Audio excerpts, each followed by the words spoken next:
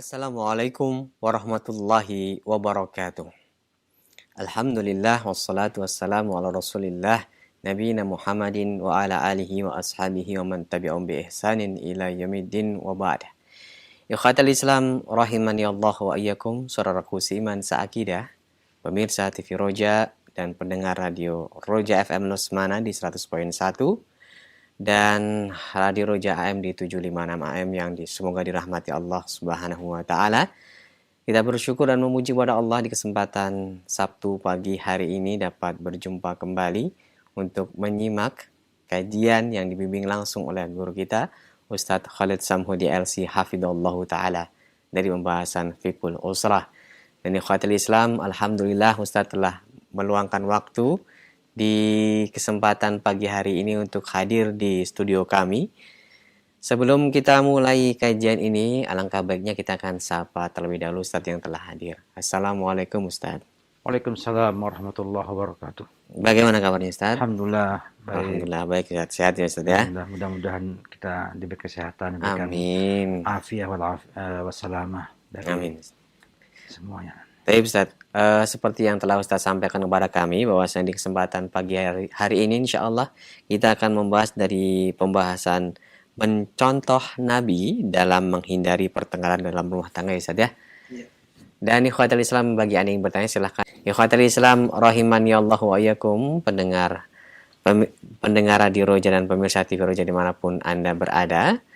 Langsung saja kita akan masuk pada pembahasan ini, mencontoh Nabi dalam menghindari pertengkaran rumah tangga. Yang jadi pertanyaan Ustadz, apakah dalam rumah tangga Nabi yang sempurna itu pernah terjadi pertengkaran atau tidak Ustadz? Mohon diberikan penjelasan, silakan Ustadz. Alhamdulillahi wassalatu wassalamu ala rasulillah wa ala alihi wa sahbihi wa mawalha ma'ba'du. Kaum muslimin pemirsa Raja TV dan juga pendengar Radio Raja rahimakumullah ta'ala. Alhamdulillah kita bersyukur Allah Subhanahu wa ta'ala pada pagi yang berbahagia ini bisa berjumpa kembali, dan kita mohon kepada Allah Subhanahu wa ta'ala kesehatan ya, dan keselamatan dari hal-hal yang tidak baik yang bisa mengganggu aktivitas ibadah kita kepada Allah Subhanahu wa ta'ala. Tidak dipungkiri lagi bahwasanya Nabi adalah contoh bagi kita semua, dan mengikuti jejak langkah beliau dalam bermuamalat, dalam berhubungan antara pasangan suami istri di rumah adalah hal yang sangat penting, dan termasuk sunnah kita mencontoh beliau dalam bermuamalat terhadap istri di rumah. Pertengkaran tidak dihindari dan terjadi walaupun di rumah Nabi kita Muhammad SAW. Ya. Akan tetapi itu adalah ibarat garam dalam sebuah sayuran. Ya. Dalam sayur ya, di mana menjadi perekat ya, dan menjadi sebab munculnya mawaddah warahmah di antara pasangan suami istri. Tetap kita lihat bagaimana Nabi kita Muhammad SAW ya, dalam banyak hal ada sempat clash ataupun ada pertengkaran sedikit dengan para istrinya atau istri dengan istri beliau yang lainnya, ada pertengkaran, namun semuanya itu bukan menambah harta rumah tangganya, namun bisa menjadi lem ataupun perekat hubungan mereka di sana. Sehingga ketika Zainab bintu Jahsh meninggal dunia, Aisyah memuji madunya tersebut dengan pujian yang setinggi langit, menunjukkan bahwa walaupun adanya pertengkaran di antara mereka di rumah tangga Nabi, namun itu bukan menjadi pertak, tapi menjadi perkat bagi rumah tangga Nabi kita Muhammad SAW. Maka tentunya kita sebagai seorang muslim berusaha bagaimana untuk bisa mencontoh Nabi SAW dalam menangani pertengkaran tersebut dan dalam bergaul, bermuamalat agar jangan sampai muncul pertengkaran yang bisa merusak rumah tangga kita itu. Inilah pentingnya kita mengenal Nabi kita Muhammad SAW dan mengenal perincian tentang bagaimana beliau bergaul dengan para istri-istri beliau. Dan mudah-mudahan ke depan kita coba untuk lebih merinci kembali bagaimana Nabi ya mengatasi permasalahan ekonomi di rumahnya, Nabi mengatasi adanya pertengkaran di rumahnya agar menjadi contoh yang baik bagi kita dan menjadi sebuah pedoman kita dalam menghadapi permasalahan dalam rumah tangga kita semuanya. Nah, Baik, Ustaz. Menilik dari sebuah kisah berkaitan dengan Aisyah pernah marah kepada Nabi ketika diberikan makanan oleh madunya.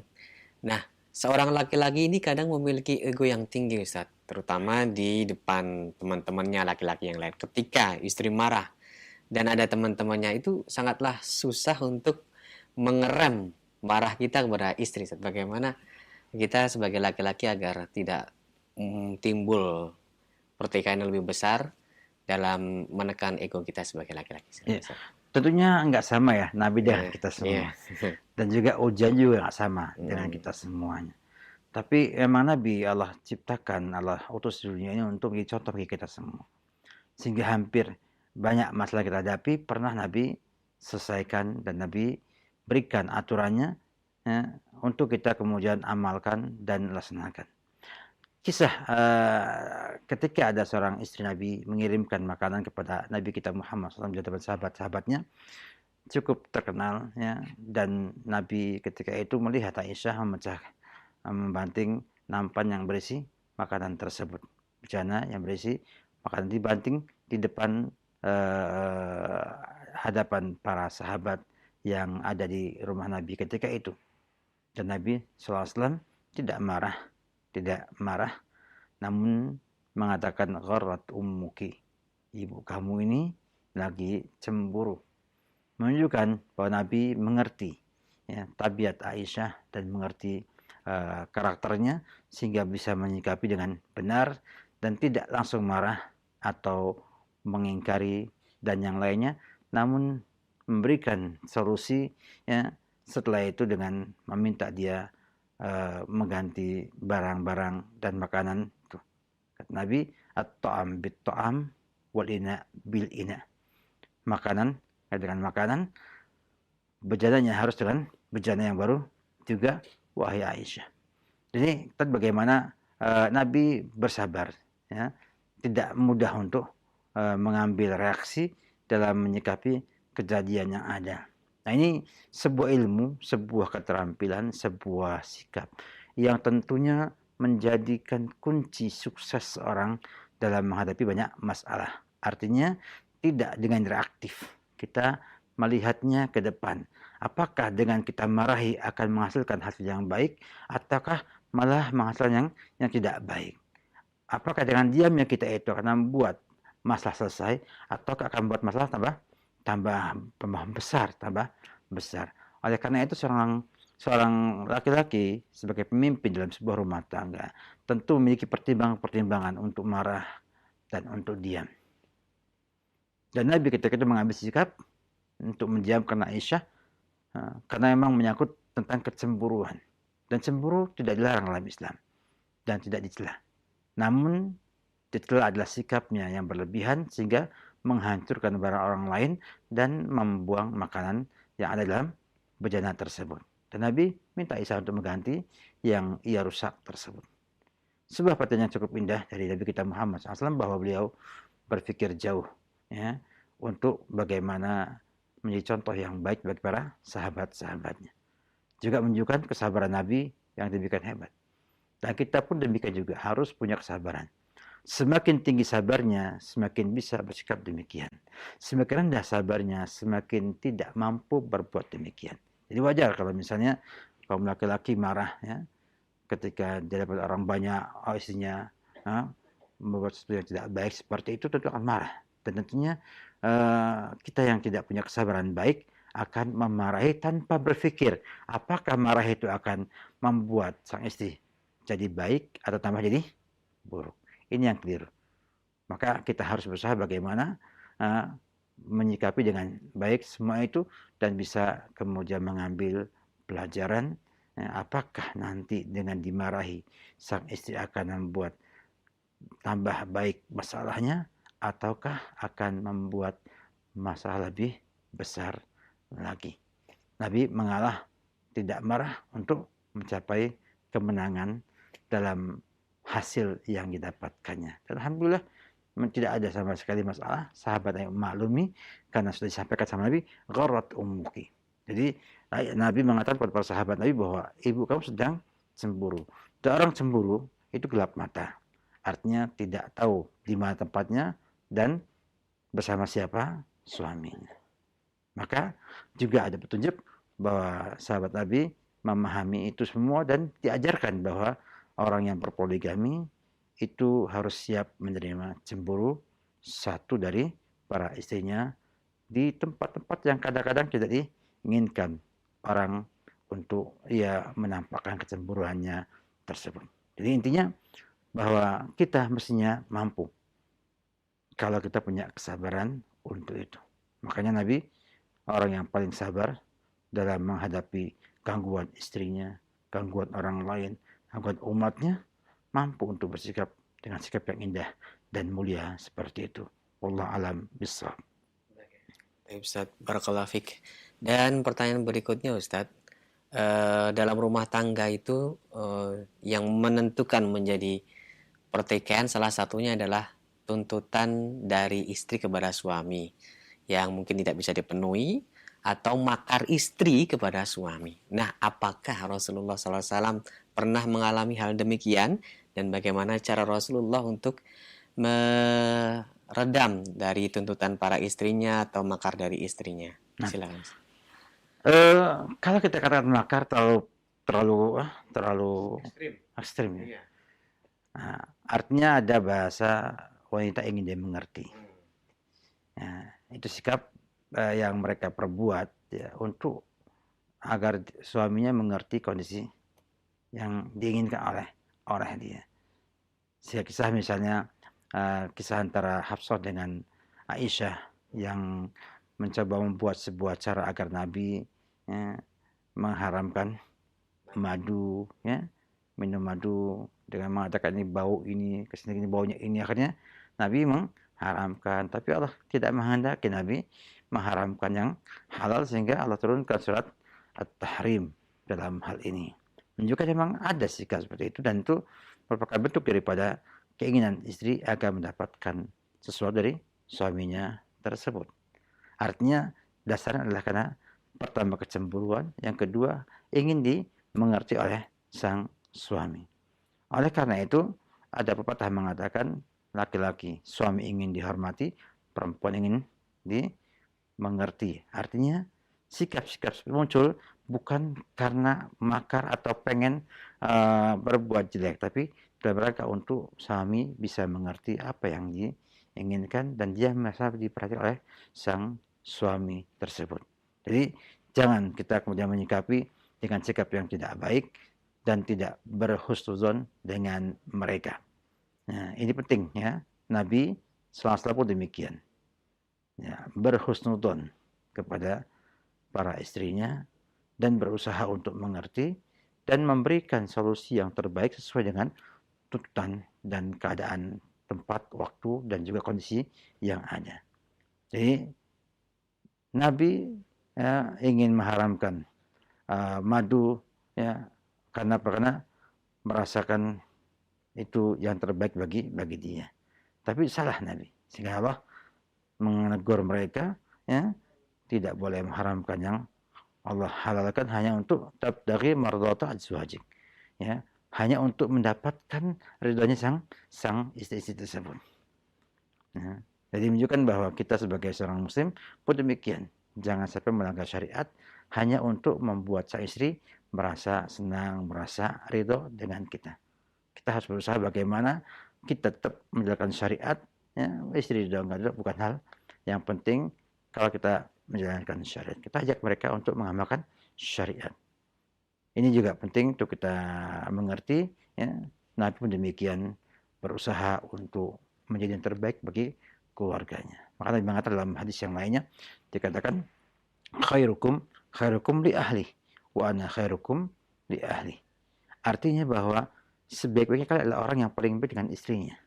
dan aku orang yang paling baik dari kalian terhadap istriku. Artinya di sini ya eh, merupakan sebuah bentuk kalimat kepada kita semua, perintah untuk berbuat baik kepada keluarga, sebagian Nabi berbuat baik sama keluarga juga. Sama kayak sallu kama raaitumuni usolli atau khudu anni mana sekakum. Jadi kayaknya sebuah berita, khairukum li ahli. Yang terbaik adalah orang yang paling baik sama istrinya. Dan aku, kata Nabi, orang yang terbaik dari kalian dalam hubungan dengan sang istri. Saya akan mengatakan, wahai kaum muslimin, kalian itu harusnya ya, baik dengan istri sebagaimana aku baik dengan istri juga. Sama kayak salu kama raitumuni usalli. Menunjukkan bahwa kita wajib kita untuk melihat Nabi dalam bermuamalah kalau ingin rumahnya itu sakinah, mawadah, warahmah. Ini penting ya, karena Nabi itu adalah qudwatun hasanah, ya, uswatun hasanah. Bukan hanya dalam ibadah, namun dalam hal yang lainnya, baik bersifat rumah tangga, bersifat pribadi, sebagai anggota masyarakat, sebagai pemimpin masyarakat, dia adalah contoh yang baik bagi kaum muslimin dalam segala hal. Oleh karena itu, ya, kita lihat bagaimana adanya perintah Nabi untuk mengikuti beliau.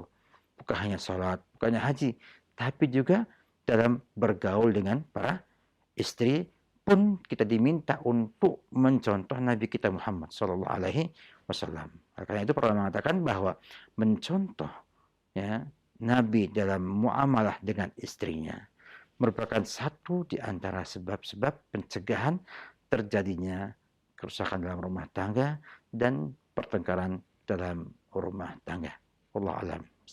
Baik, Ustaz. Mengenai tuntutan-tuntutan yang belum bisa kita penuhi, yang dituntut oleh istri itu, kita semestinya berlaku seperti apa, Ustaz? Ya, sekarang Nabi kita Muhammad SAW pun menampakkan dirinya tidak menuntut lebih dari kemampuan sang istri.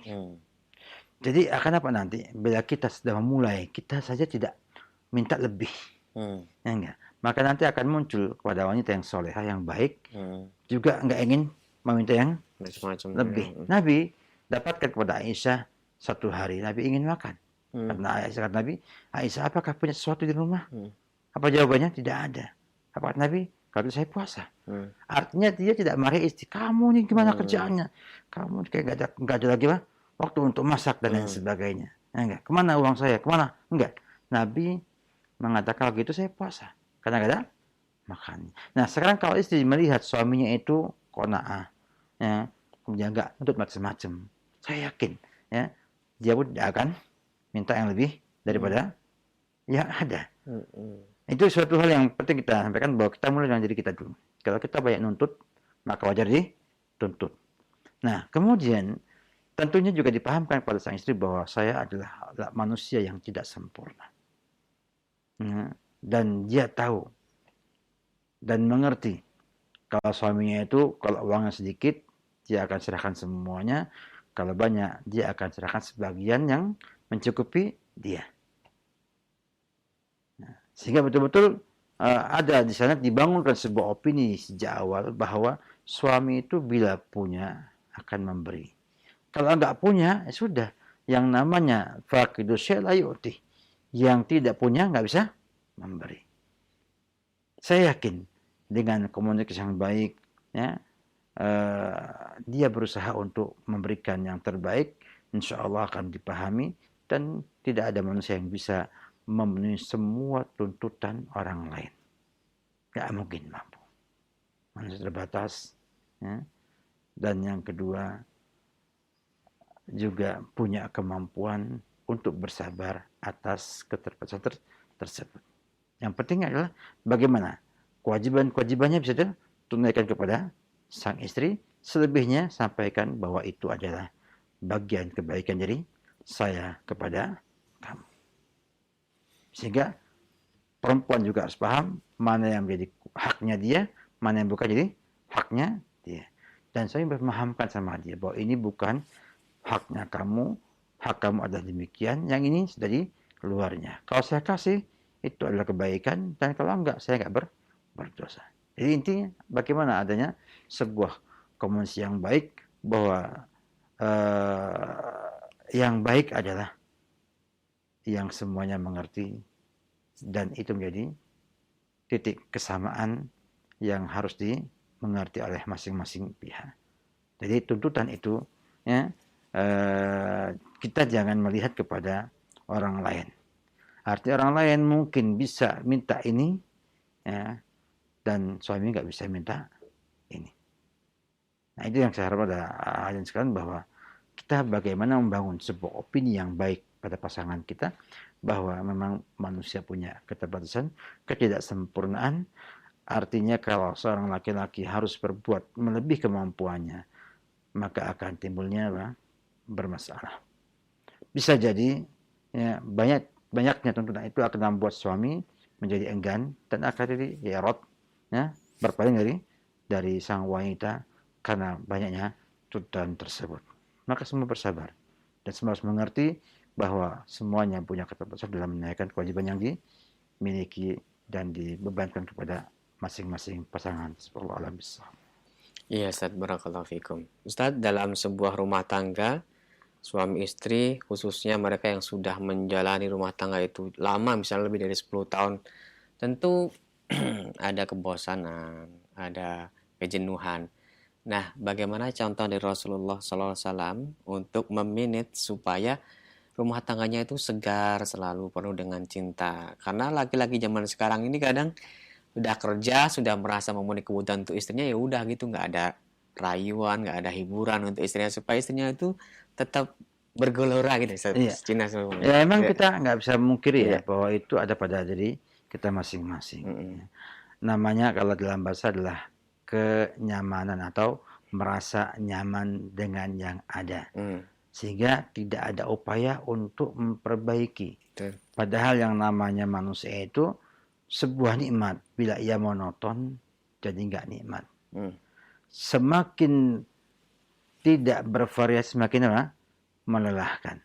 Makanya kalau antum melihat kita bepergian jauh itu kalau monoton, gitu-gitu aja ya. Naik pesawat, turun, nongkrong di kursi, nunggu keberangkatan, pergi lagi. Itu kan ada kerjaan, tapi capeknya minta ampun, hanya kelelahan. Padahal nggak ada yang dikerjakan, cuman duduk nunggu semuanya. Jadi kan monoton akhirnya lelah sekali. Nah, orang yang bermain sepak bola itu kan berhari terus. Berhari bertendang lari ke sana, lari ke sini. Padahal waktu kita setengah jam main sepak bola dengan nunggu 2 jam di bandara, berat mana? Berat main bola 3 atau setengah jam. Tetapi ketika dia bervariasi, ya, dengan banyak gerakan, banyak arah, banyak ini, sehingga apa? Timbulnya menyenangkan dan tidak terasa melelahkan. Ya, lain dengan apa?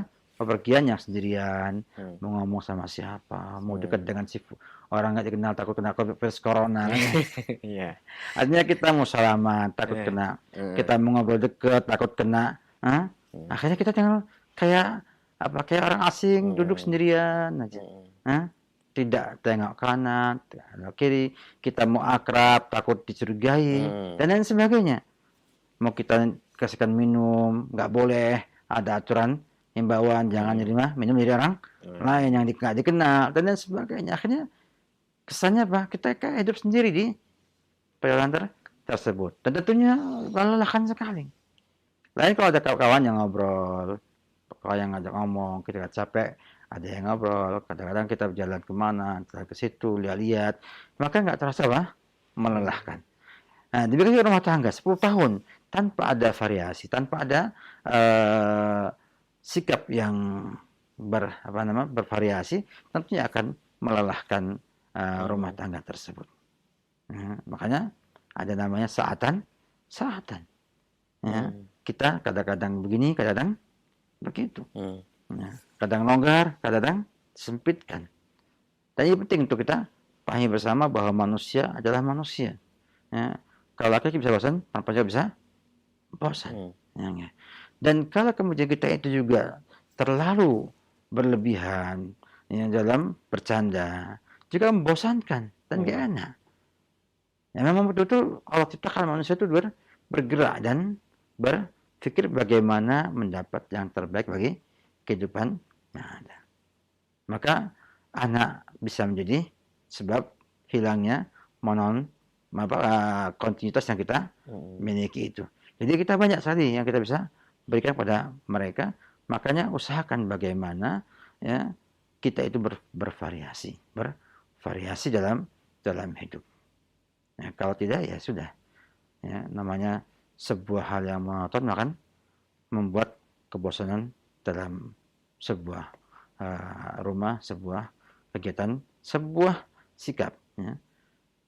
Oleh karena itu, bervariasilah dalam kita berkehidupan di dunia. Nabi pun demikian. Lihat Nabi pernah ngajak balap lari dengan Aisyah. Kadang Nabi menang, kadang Nabi kalah. Itu variasi. Artinya kalau antum misalnya menang terus, kan gak enak. Artinya kalau lomba dengan teman antum saja berlomba, antum menang terus, kan gak enak. Tapi kalau antum kalah sekali, menang sekali, akan muncul sebuah rasa baru yang itu akan dinikmati oleh mereka semuanya. Makanya perlu adanya variasi. Tapi juga kadang mengajak mestinya berpergian jauh. Rekreasi saja. Rekreasi. Sekarang mungkin rekreasi ya. Dulu kan Mekah kan nggak ada yang di rekreasian ya. Madinah paling pohon korma. Safar ya. Safar. Atau mungkin juga jajak hal-hal yang menyenangkan. Jadi ya bervariasi. Aisyah melihat orang di lebaran ya, orang bermain tarian Habasyah itu dibiarkan sama Nabi kita Muhammad SAW. Karena memang dibutuhkan adanya tarwij ataupun hiburan yang membuat rumah tangga jadi lebih hangat, lebih menarik untuk dinikmati oleh pasangan tersebut. Dan saya bayangkan kalau misalnya dua-duanya pendiam, tidak mau merubah sifatnya, diam, nggak tanya, nggak jawab, itu maka tampak hari-hari itu kayak apa? Lama dan membosankan. Jadi kalau kita itu ada cerita didengarkan, nanti ditimpali, kadang-kadang sengaja buat masalah supaya ada bumbu-bumbu yang bisa membuat kita akhirnya merasa indah di dalam rumah tangga tersebut. Makanya kita bagaimana Nabi bersama para istrinya, insya Allah kita akan bahas pada acara-acara berikutnya setelah kita menyampaikan tentang perkara ini, tentang bagaimana Nabi dalam bersikap bersama para istri. Dan kita masih ada beberapa poin tentang mengatasi pertengkaran ini, sehingga mudah-mudahan bisa kita selesaikan dan kita akan masuk pada bagaimana Nabi bermuamalah dengan para istrinya di rumah-rumah Nabi kita Muhammad SAW. Kita perlu melihat mereka supaya kita punya pedoman dalam menyikapi hal-hal yang ada di dalam mata kita. Wallahu a'lam bishawab. Barakallahu fikum, jazakallahu khairan Ustaz. Terima kasih atas bimbingan dan nasihat yang bermanfaat yang telah disampaikan kepada kami di kesempatan pagi hari ini.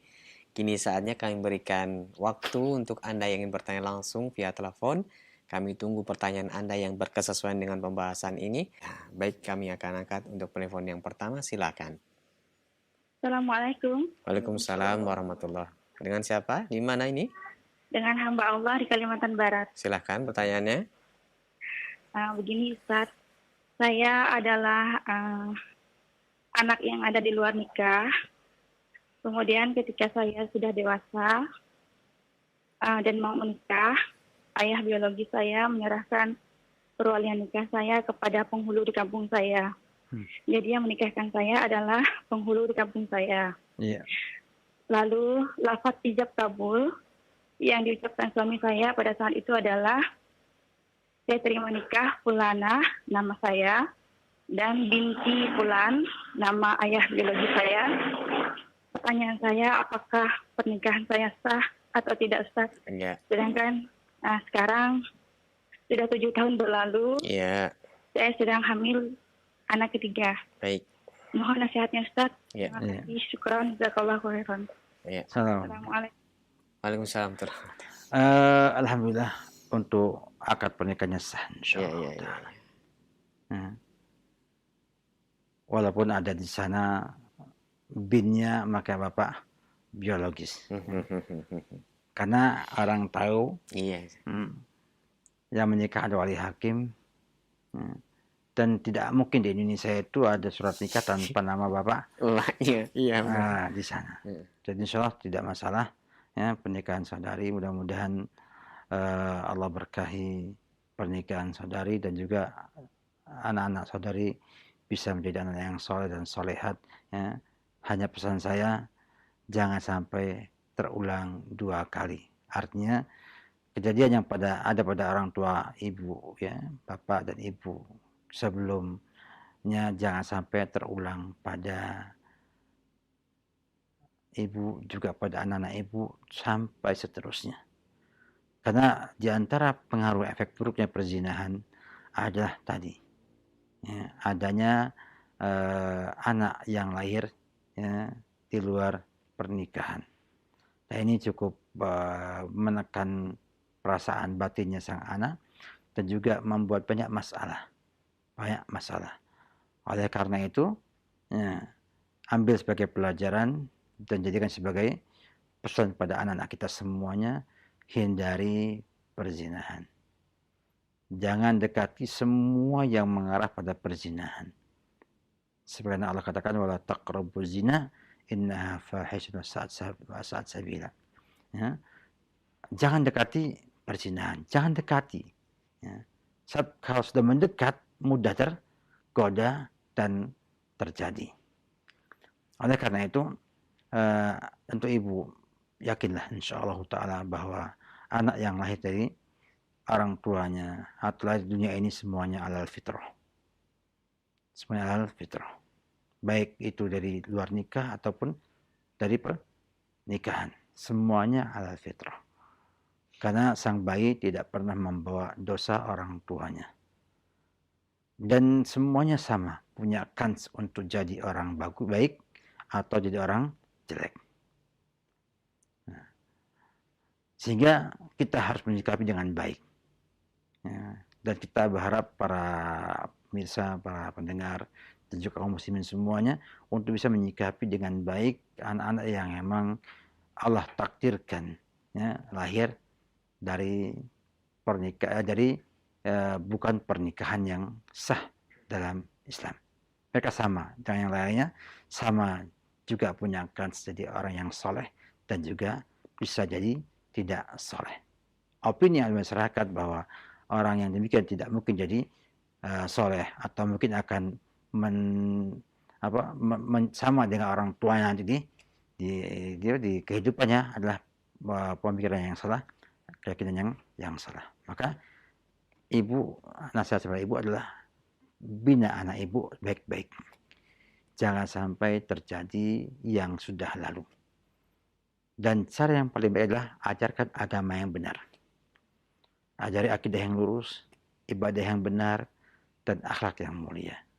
Dan insya Allah Subhanahu wa ta'ala akan memberi kepada kita taufiknya ya, untuk bisa menjadi orang-orang yang baik dengan izin Allah Subhanahu wa ta'ala. Allah a'lam bishawab. Jazakallahu khairan Ustaz. Terima kasih atas jawabannya. Berikut kami akan bacakan dari pesan singkat. Assalamualaikum Ustaz, saya Nisa dari Bukit Tinggi. Begini Ustaz, saya itu mempunyai suami yang super cuek dan pendiam.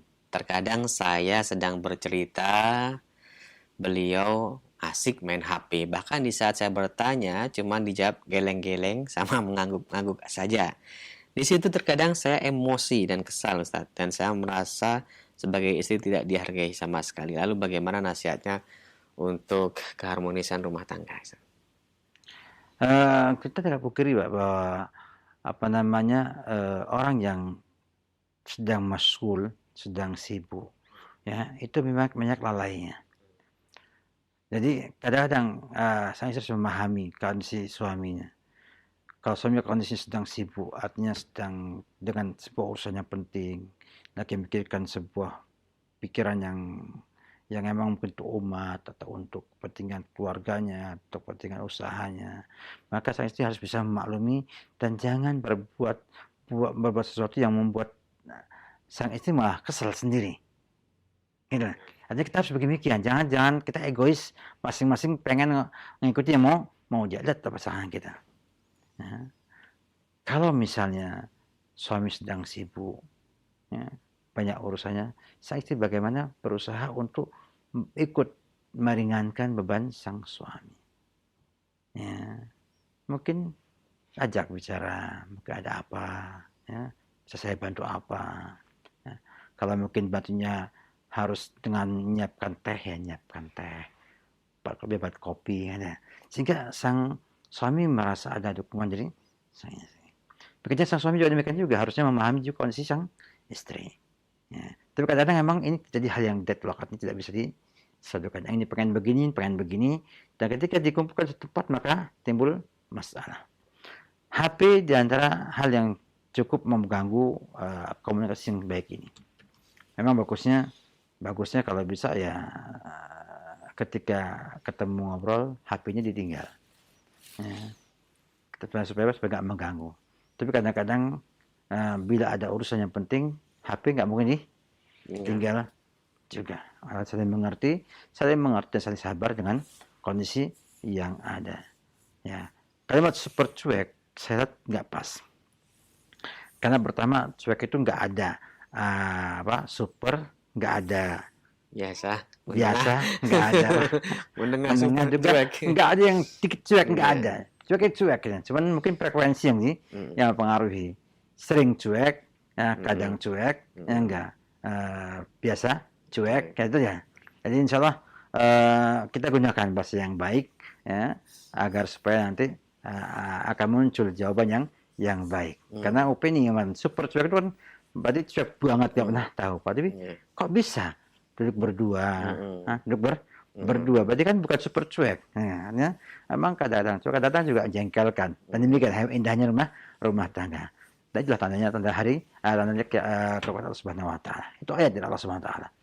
Bahwa ternyata dalam sebuah rumah tangga itu akan ada jengkelnya, akan ada marahnya, ada juga merasa salah, ada juga senangnya, ada juga sedihnya.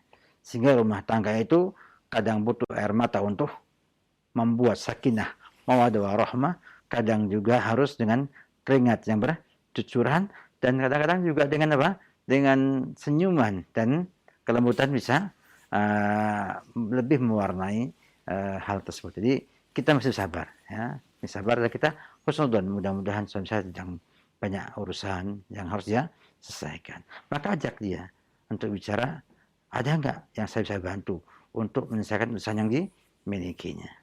Dan saya yakin, ya, tidak ada orang yang pendiam bila dia diberikan rangsangan untuk berbicara, kecuali kalau bisu lain lagi urusannya. Ya. Jadinya bagaimana sang istri untuk bersabar. Artinya Nabi saja sebagai uswatun hasanah kita banyak mendapatkan gangguan, ya, itu bersabar. Pun kita, ya. Suami kadang juga jengkel dengan istrinya, ini ngomong terus. Pada butuh istrinya tidak ngomong. Kadang-kadang saya juga jengkel juga, ini pendiam banget, tidak mau ngomong. Padahal dia memang butuh untuk diam dan tidak butuh untuk bicara. Jadinya bagaimana kita sebagai seorang muslim dan muslimah dalam sebuah rumah tangga untuk mengerti pasangannya. Kita akan bahas insya Allah pada perjumpaan ke depan apa yang kita harus kerjakan untuk menyelesaikan masalah rumah tangga dengan kita mengenal pasangan yang kita hidup bersamanya. Allah alam bisawab. Barakallahu fikum, Ustaz. Jazakallahu khairan. Selanjutnya kami berikan kesempatan kembali bagi Anda yang ingin bertanya langsung menggunakan waktu di kesempatan pagi hari ini bertanya kepada Ustadz. Kami tunggu di layanan telepon. Halo. Assalamualaikum warahmatullahi wabarakatuh. Waalaikumsalam warahmatullahi wabarakatuh. Dengan siapa? Di mana Ibu? Hamba Allah di Magelang. Silakan. Saya seorang janda Ustaz. Ini qadarullah. Alhamdulillah ini ada utusan datang ke sini nanyakan kalau mau berumah tangga itu sama saya. Saya itu masih ragu-ragu Ustaz. Terus tapi ibu saya menyetujui karena kan saya nggak tahu kepribadiannya gimana, sholat atau tidak gitu. Ibu saya sudah menyetujui.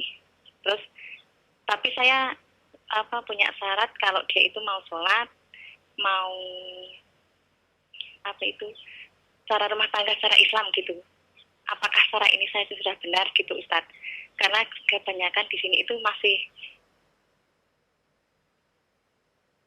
Halo? Terputus nampaknya. Garis Ya. besarnya udah dipahami ya Ustaz ya? Bisa. Ya. Silakan Ustaz. Jadi saya pahami dulu sebentar ya, bahwa ada seorang laki-laki yang ingin melamar menikahi saudari sebagai seorang janda. Dan ibu sepakat, setuju, tapi Anda ragu. Dan Anda ingin mengajukan syarat bahwa kalau mau nikah dengan saya harus menjalankan syariat Islam. Dari sholat, bahkan kalau bisa berumah tangga dengan cara yang Islam. Syarat yang bagus dan istimewa, tidak ada masalah. Syaratnya sama dia. Tentunya kalau dia mau baik, jangan terima syarat tersebut. Dan kalau nggak mau terima, ya risiko tidak jadi menikah dengan laki-laki tersebut. Jadi mengajukan syarat itu adalah sebuah upaya yang bisa sukses, bisa juga gagal. Artinya kalau laki nggak mau nggak mau syarat tersebut, bisa nggak jadi menikah. Tapi yang jelas bahwa kehidupan sebuah rumah tangga selama dia masih muslim, mau sholat, mau ibadah, mau tahu Islam, dan mau belajar Islam, insya Allah itu sebuah kebaikan. Sebuah kebaikan dan bisa menjadi tanda dia orang yang baik. Karena di Indonesia ini kita ketahui bersama, tingkat pengamalan ajaran Islam dapat dikatakan masih cukup rendah. Yang sifatnya rinci. Artinya dalam sebuah rumah tangga, misalnya untuk bicara tentang Islam saja itu jarang. Atau bicara tentang bagaimana rumah tangga Nabi dalam sebuah dalam rumah beliau bersama istrinya juga dapat dikatakan sangat-sangat jarang atau langka. Ya, jadi kalau ada orang yang sudah mau sholat, kemudian juga mau belajar Islam yang benar, itu sudah sebuah kemuliaan, ya, sebuah upaya yang baik untuk dimulai. Dan saya yakin kalau ibu mampu mengelola dengan baik, ya, sang suami bisa mengaji, bisa belajar, bisa jadi laki-laki yang soleh dengan sebab perantara sang istri tersebut. Banyak didapatkan di zaman ini, ya, suami yang mengaji, belajar Islam, mau ngamalkan Islam, mau ikut kayak Nabi setelah istrinya mengajak dia untuk mendapatkan hidayah tersebut. Jadi jangan takut bila anaknya baik, orangnya baik, agamanya, akhlaknya baik, terima dan menikah, dan insya Allah ada keberkahan di sana. Wallahu a'lam bishawab. Ya, Ustaz, barakallahu fiik. Selanjutnya kami akan berikan kesempatan kembali, silakan untuk telepon yang berikut. Halo. Waalaikumsalam. Dengan siapa di mana? Dengan Yusri di Sulawesi Selatan. Silakan pertanyaannya langsung. Ya, pertanyaan saya Ustaz, ini kalau kita tadi subuh kan saya itu sholat di masjid secara berjamaah, tapi saya itu tidak khusus lantaran perut saya sakit. Dan bolehkah saya mengulanginya di rumah? Kan tidak batal, Pak. Cuma tidak khusyuk aja. Oh, jadi itu tidak batal. Nggak tahu ya. Cuman, tapi Bapak nggak batal, maksudnya nggak kentut terus nggak meninggalkan sholat gitu kan? Ya, tidak cuma saya tidak khusyuk sholat lantaran perut saya sakit atau apa. Ya, terima kasih Pak atas pertanyaannya. Silakan Ustaz. Ya, syukron Ustaz. Ya. Sholat alhamdulillah sah walaupun tidak khusyuk. Artinya sah dalam artian tidak lagi wajib mengulanginya.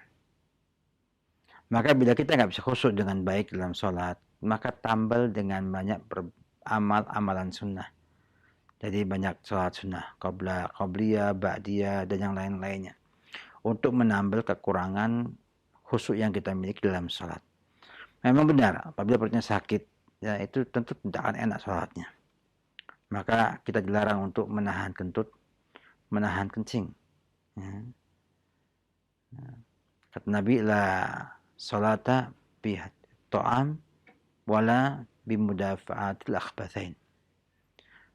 Nah, sholat itu jangan sholat dulu sampai ketika makanan dihidangkan dan ketika menahan kencing, menahan buang angin ataupun buang air. Ini menunjukkan bahwa kekhusyukan memang harus dijaga oleh kita semua. Ya. Tetapi bukan berarti bahwa orang yang tidak khusyuk wajib mengulang sholatnya. Bayangkan kalau ngulang semua, kita ini gak bisa menjamin khusyuk semuanya. Bahkan kadang khusyuk di rakaat pertama, kedua sudah mulai mikir yang lainnya. Ya. Kadang-kadang di rakaat kedua masih khusyuk, rakaat ketiga longgar, artinya apa? Kecolongan khusyukan tersebut. Kalau makanya tidak usah diulangi. Karena sholatnya sah, hanya perbanyak sholat sunnah, mudah-mudahan bisa menempel kekurangan pada sholat wajib yang kita miliki tersebut. Wallahu a'lam bishawab. Yes, barakallahu fiik. Terima kasih atas jawaban dan nasihatnya. Dan kami ingatkan untuk Anda yang bertanya seputar pembahasan ini, silahkan Anda bertanya langsung maupun melalui pesan singkat. Dan pertanyaan berikutnya kami akan bacakan, Ustaz. Assalamualaikum. Waalaikumsalam. Dari seorang ibu, hamba Allah yang bertanya, begini Ustaz, suami saya ini rajin sholatnya, berjamaah bahkan, setiap waktu, tapi masih arogan. Contohnya, kalau marah seling membanting-banting peralatan yang ada di rumah. Nah, bagaimana menyikapi suami yang arogan seperti ini? Bila tahu suaminya arogan dan temperamental seperti ini, sikap yang baik adalah menghindari munculnya sifat tersebut. Jadi kita sebagai anggota rumah tangga berusaha menghindari sikap-sikap yang membuat ia tidak bisa mengontrol dirinya. Kemudian mengajak sang suami untuk memperbaiki hal tersebut. Artinya, ya enggak, bahwa sikap kita yang berusaha menghindari itu kadang-kadang juga lolos. Maka dibutuhkan di sana dari sikap yang dari sikap suami. Bagaimana ia mengerti bahwa dia nggak boleh demikian. Dia harus bersabar, harus punya kesabaran. Kalau dia mengatakan bahwa saya sudah demikian tabiat saya, nggak mungkin berubah lagi, itu bohong. Itu bohong. Ya. Yang benar bahwa semua sifat, semua tabiat kita bisa kita bentuk, bisa kita perbaiki. Ya. Kita bisa perbaiki ya, dengan banyak sekali bukti-bukti yang nyata. Dari zaman Nabi, zaman sahabat, zaman para tabi'in, tabi'in, ulama yang lainnya. Sekarang saya berikan contoh, Fudail bin Iyad, terkenal sebagai perampok tunggal. Perampok tunggal. Artinya dia kalau ngerampok sendirian. Nggak butuh rame. Dan takuti di wilayah itu. Tetapi ketika ia sadar mendapat Allah Subhanahu wa taala, dia jadi ulama besar dan bisa menjadi orang yang khusyuk dalam sholatnya dan jadi orang yang sangat penyabar sekali. Bagi kita ketahui, orang yang misalnya perampok seperti itu tentunya bukan orang yang pendiam ya, orang yang punya apa?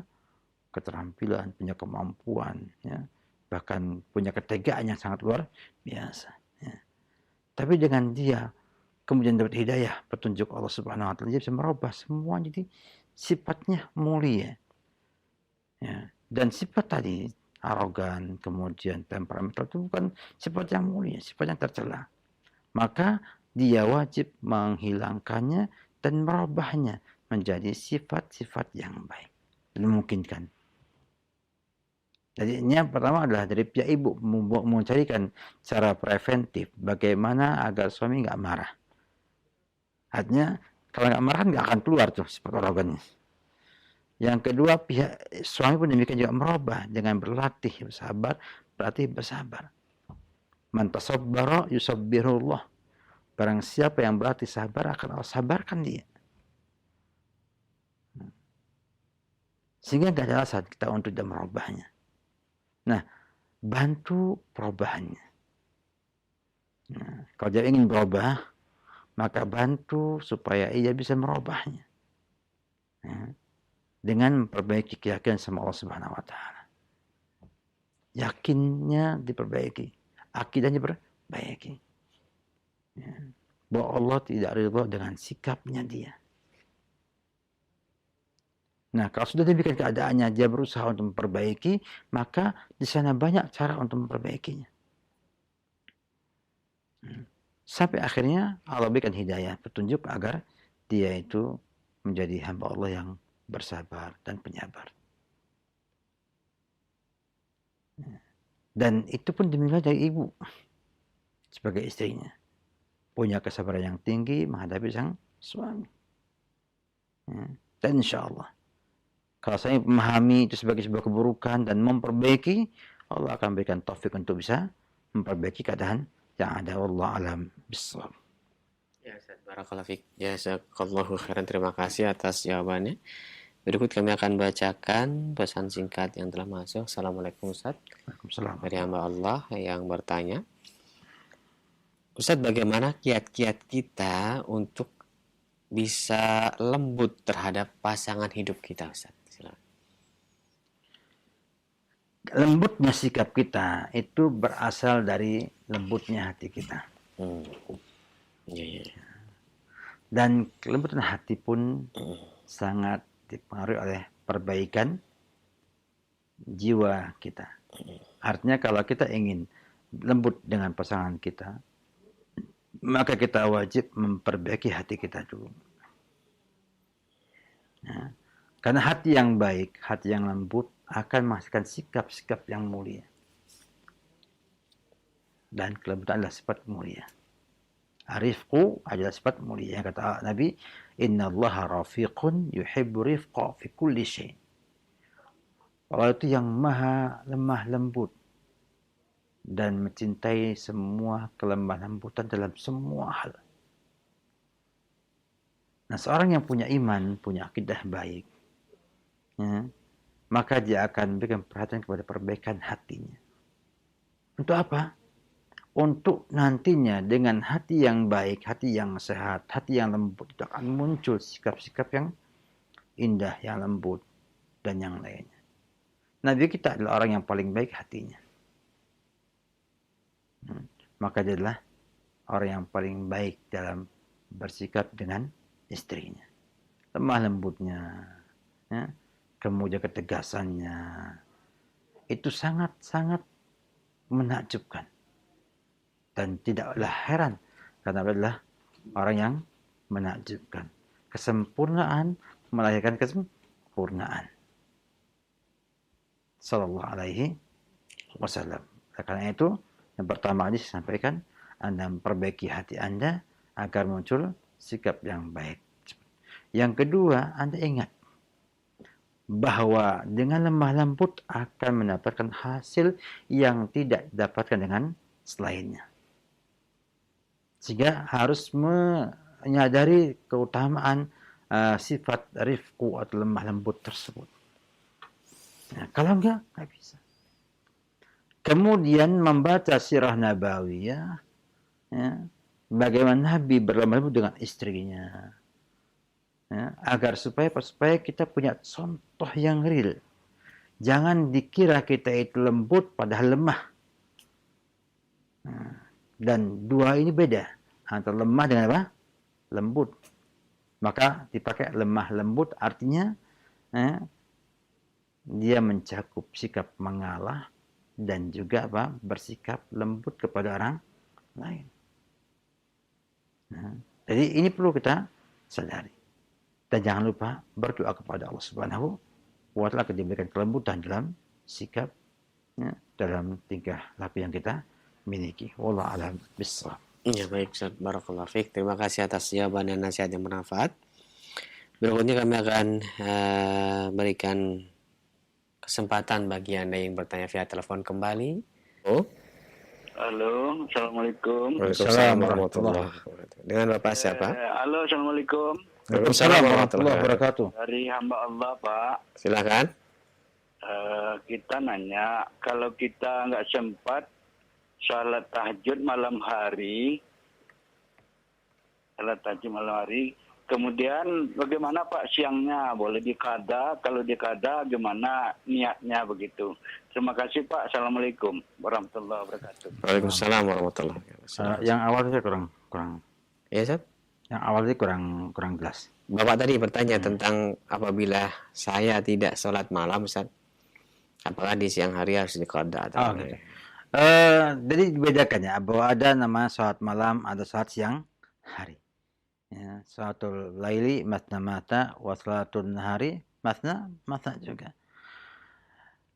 Tidak ada qadha ya, malam dengan siang. Yang ada adalah sholat di siang hari untuk menambal kekurangan sholat di malam hari. Beda antara qadha dengan nambal ya. Qadha itu artinya dia sholat malam ditempatkan bukan pada tempatnya. Dan biasanya untuk sholat wajib qadha itu.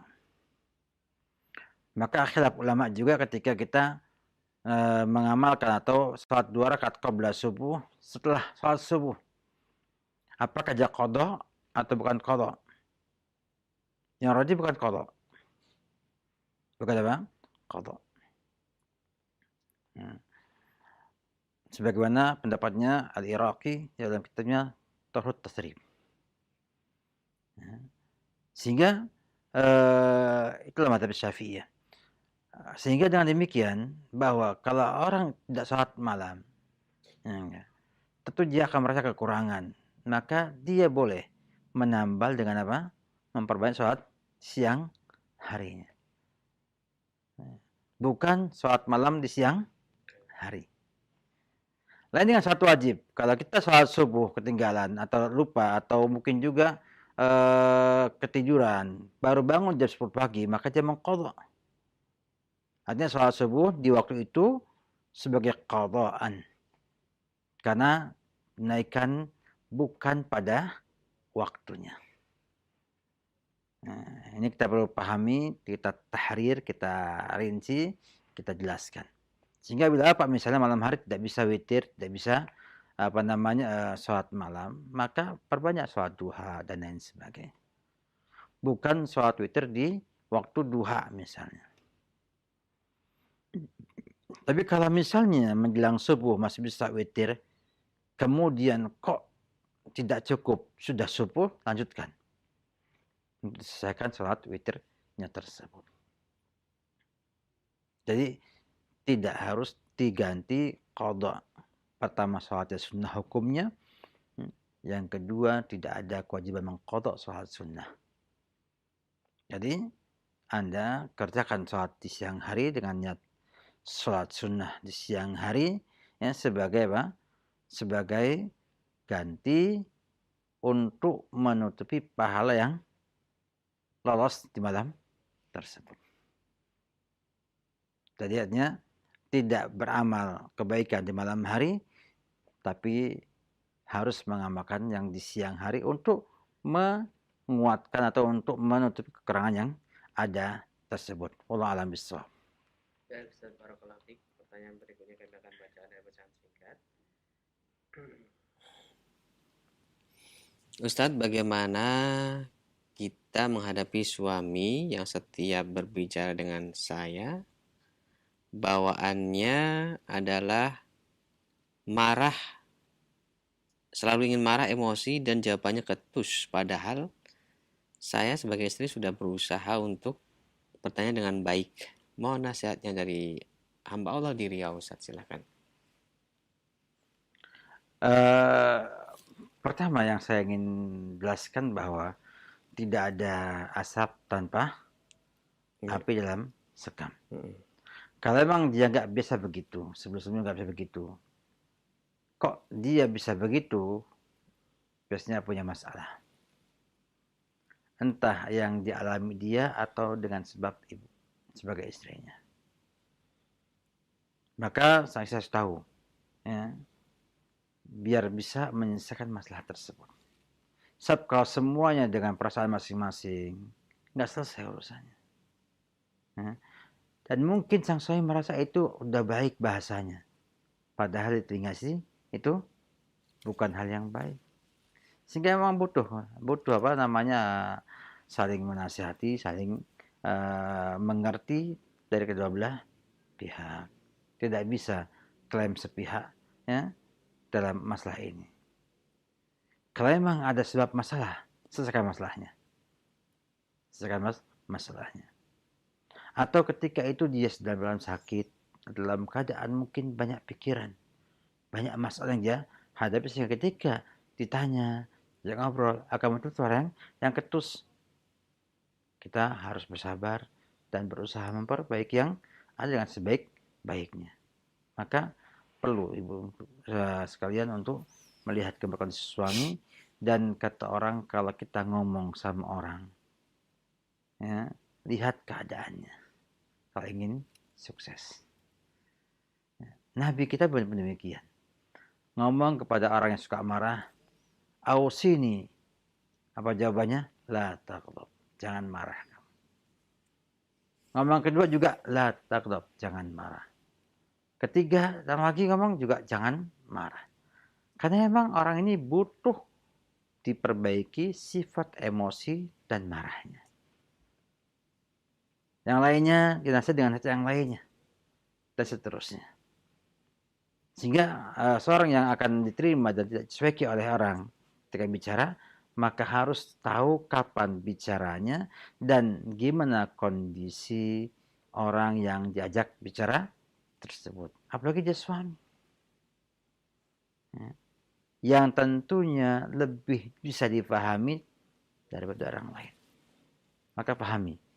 Sang suami kemudian lihat apakah memang ini perubahan yang datangnya dengan sebab, atau memang sifat yang dulu disimpan sebenarnya muncul kembali.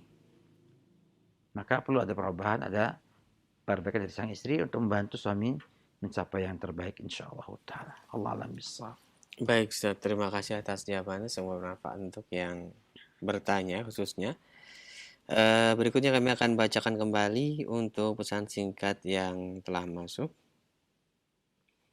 Assalamualaikum Ustaz. Assalamualaikum warahmatullahi wabarakatuh. Bagaimanakah kita sebagai seorang suami untuk bisa memberikan pengertian kepada istri yang sering diam-diam berhubungan atau chat dengan mantannya melalui aplikasi WhatsApp? Sudah saya berikan peringatan beberapa kali, namun istri ini menganggap itu hanya obrolan biasa kok, nggak ada attention atau maksud yang gimana-gimana. Mohon solusinya Ustadz, karena memang hal ini membuat cemburu saya. Dari hamba Allah di Medan. Silakan. Sikap Anda tidak salah untuk cemburu dalam masalah ini. Karena kerusakan yang muncul dari pihak ketiga seperti ini sangat bahaya sekali. Sekarang chatting, besok ketemu, lusa tidak tahu apa yang dikerjakannya lagi. Apalagi kadang-kadang ya, yang punya orang itu lebih baik ketimbang punya sendiri. Ada bahasa Jawa, urip iku sawang sinawang. Itu mandang dipandang gitu.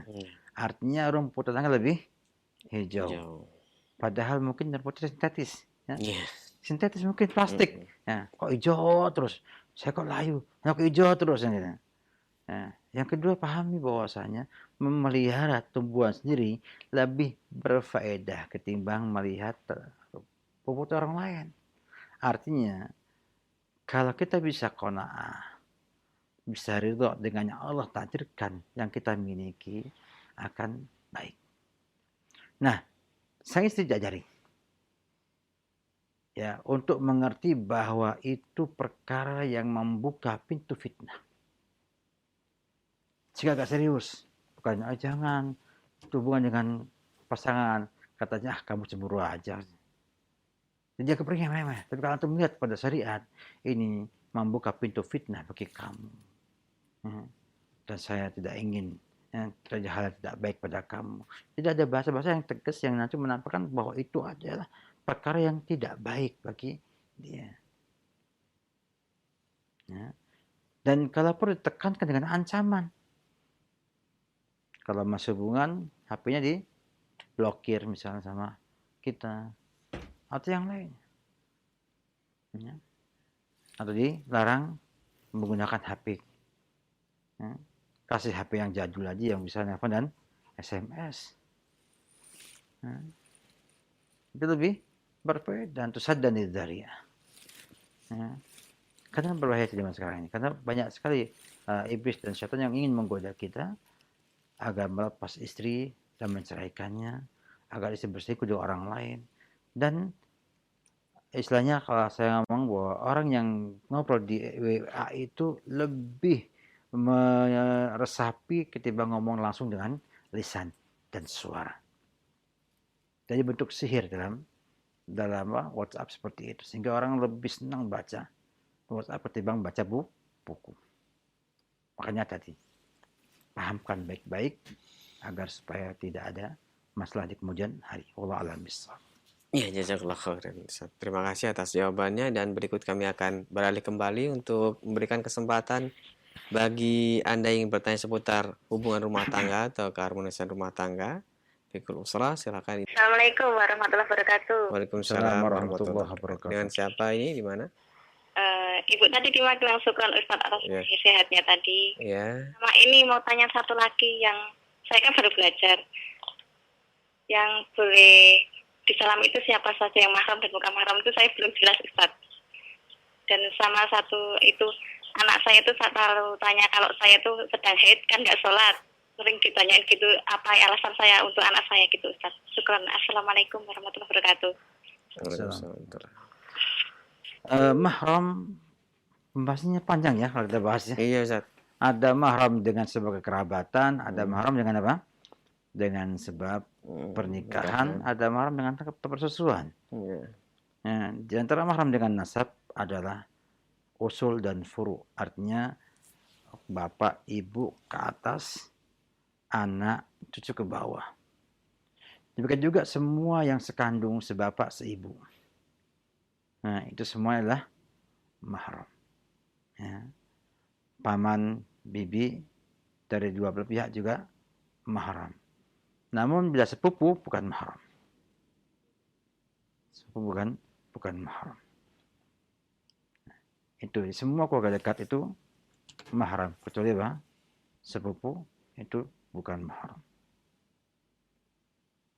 Nah. Kemudian tentang pertanyaan, kalau dia sedang safar, sedang di rumah, enggak sholat, anaknya kenapa ibu enggak sholat? Sampaikan aja bahwa ibu dalam keadaan haid, datang bulan, ya, dan dalam Islam orang yang datang bulan tidak boleh sholat. Enggak apa-apa. Ya. Nanti dia paham dengan bertahap. Oh, berarti kalau ada haid, apa itu haid? Tanyakan bahwa adalah darah yang keluar di kemaluan wanita, ya, yang datangnya setiap bulan sekali. Dijelaskan kalau mau tanya. Tapi kalau nggak tanya jangan dijelaskan. Agar dia nggak penasaran. Dan tidak juga mencari-cari yang malah akan berbuat menjadikan dia bersuudzon dengan ibu. Sampaikan aja. Sehingga sampaikan sama dia bahwa semua wanita yang normal itu akan haid setiap bulan. Dan ketika sedang haid, Nabi melarang kita sholat. Sudah sekali aja. Dia tahu ibunya nggak sholat, paling haid. Ibunya paling haid gitu. Sehingga dia punya opini bahwa ibunya itu tidak akan menyikakan sholat dalam keadaan haid. Dan insya Allah nggak masalah. Wallahu a'lam bishawab. Iya, barakallahu fiik. Terima kasih atas jawabannya. Dan bagi pendengar dan pemirsa yang sudah menghubungi kami cukup sekali saja untuk memberikan kesempatan bagi yang lainnya bertanya seputar pembahasan yang penting ini. Halo. Ya, dengan siapa di mana? Dengan Mbak Allah di Semarang, Ustaz. Silakan, Pak. Saya mau tanya, Ustaz. Ini kan masalah pernikahan. Itu kalau maharnya dikasihkan sebelum hari pernikahan, itu hukumnya pernikahannya sah atau enggak ya Ustaz ya? Sudah itu aja, Pak. Ya. Ya, baik. Terima kasih Ustaz. Ya. Betul, Ustaz. Hukumnya sah. Hukumnya sah. Ya. Baik diserahkan sebelum akad atau setelah akad.